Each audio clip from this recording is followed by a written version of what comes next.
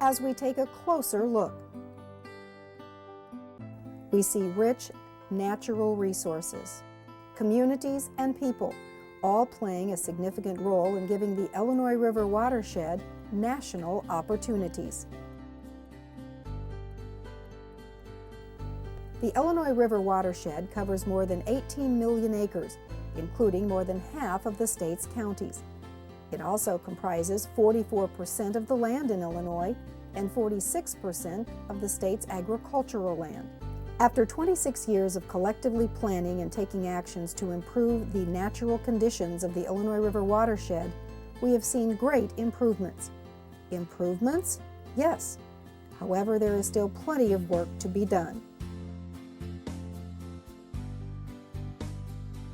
Centuries ago, the ancient Mississippi River flowed in what is now the Illinois River Valley. As water from the melting glaciers cascaded down the newly formed valley, it created one of the most ornate river valleys in the Midwest. People first inhabited the Illinois River Valley 12,000 years ago, first as nomadic hunters and gatherers, and later as settlers in permanent villages cultivating the land. The Native American culture existed in the watershed for 11,000 years until European and American settlers began exploring the West and decided to colonize the area, marking the first of many changes to the river and the surrounding valley. By the 1800s, the bounty of the river provided unlimited hunting of waterfowl and fur-bearing animals and the harvesting of mussels for a booming button industry. As the population grew, everyday needs intensified, creating a greater demand on all natural resources. Since the 1870s, the Illinois River has been manipulated to accommodate the population growth. The first lock and dam was constructed in Henry, Illinois, in Marshall County, followed by more dams constructed in Fulton, Brown, and Calhoun counties. These modifications were done to accommodate the growing navigation industry. In 1900, with the opening of the Chicago Sanitary and Ship Canal, the Great Lakes and Illinois River were connected.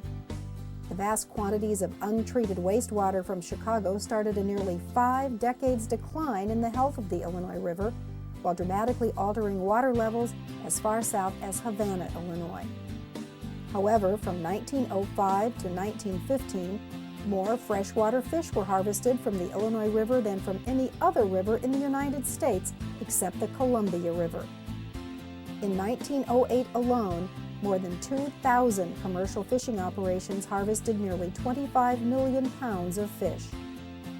By the 1930s, more than 100,000 acres of floodplains were separated from the river and converted to agricultural production. As a result of the consequent water pollution and modified water levels, once abundant aquatic vegetation had virtually vanished from the Illinois River and its backwater lakes. The population and change in water depth were devastating for fish, mammals, waterfowl, clams, and other related life forms. Each experienced drastic declines. The natural areas in the Illinois River Valley suffered from abuses, including overgrazing, overharvesting of trees, and more recently, a wave of exotic invasive species. Sediment quickly reached the Illinois River due to channelized and eroding streams.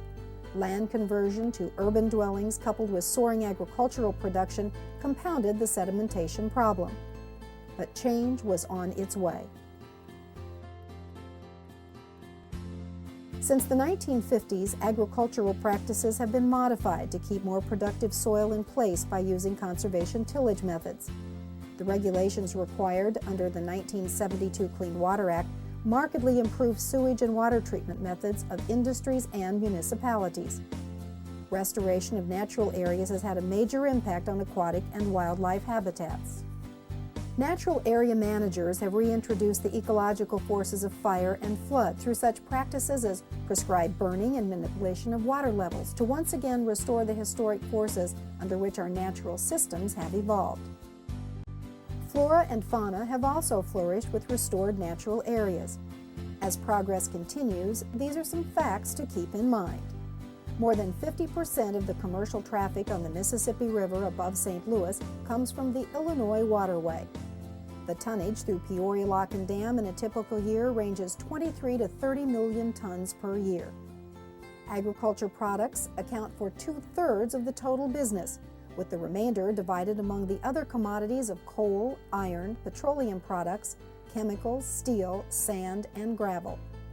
Illinois ranks 3rd among the 50 states, behind Alaska and Louisiana, in domestic waterborne commerce. The Illinois River Valley is in the heart of the Mississippi Flyway and provides important fall habitat for migrating waterfowl. It also has a critical spring habitat for waterfowl returning to their nesting grounds. Many species of wildlife, including the majestic American bald eagle, depend on the habitat and make their home within the river valley. The Illinois River and its backwater areas occupy 1/3 of the floodplain, where 45% of the land is in state and federal ownership, with 32% owned by private sporting clubs. The forests along the middle and lower Illinois River contain the largest remnant of forest ecosystems in the watershed, north of Shawnee National Forest.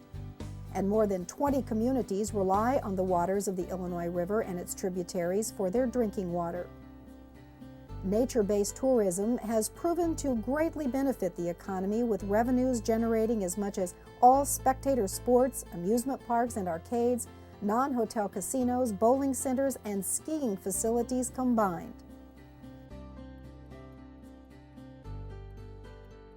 Great strides have been made to improve how we do business. Nearly 1/2 of the state's agricultural land is in the basin. Conservation tillage and no-till systems are widely accepted and used on cropland throughout the watershed.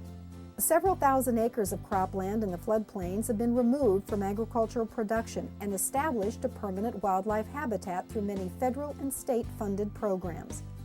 There have been signs that sport fishing and waterfowl populations are growing. However, they are still threatened by increasing number of invasive species such as the Asian carp. Despite the seemingly remarkable recovery, the future of the watershed and river corridor is still imperiled. Each year, 14 million tons of sediment is transported through the watershed. More than half of the sediment is deposited in the Illinois River Valley, and the balance is carried off to the Mississippi River. To get a feel for how much that is, imagine filling Memorial Stadium, home of the Fighting Illini football team, more than 30 times. Sediment has caused most backwater lakes to lose nearly 3/4 of the critical aquatic habitat they provide, while destroying wildlife habitat and recreational areas.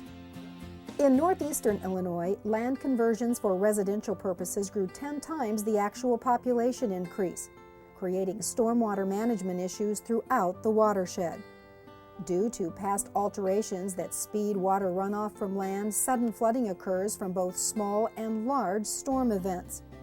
The excess sediment, coupled with unseasonal but more frequent flooding, has yielded a river system less capable of managing its sediment through a natural process. Operation and maintenance of the navigation system is becoming increasingly difficult due to sediment in the channel.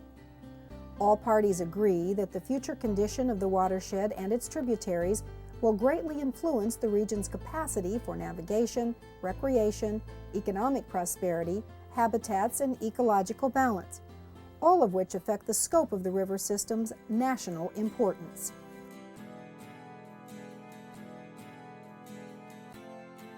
Organizations, private citizens, and federal, state, and local governments have joined forces with actions, funding, and programs to address and reestablish the natural resources.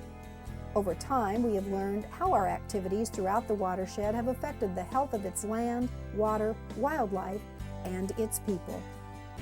The terms green and sustainable are more widely used today and are now being generally applied in rural and urban landscapes.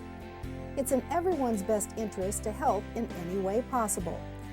This includes recycling and reducing water consumption, using proper farming and lawn care techniques, practicing energy conservation, taking responsibility for proper operation and maintenance of vehicles and boats, and safe handling of hazardous chemicals.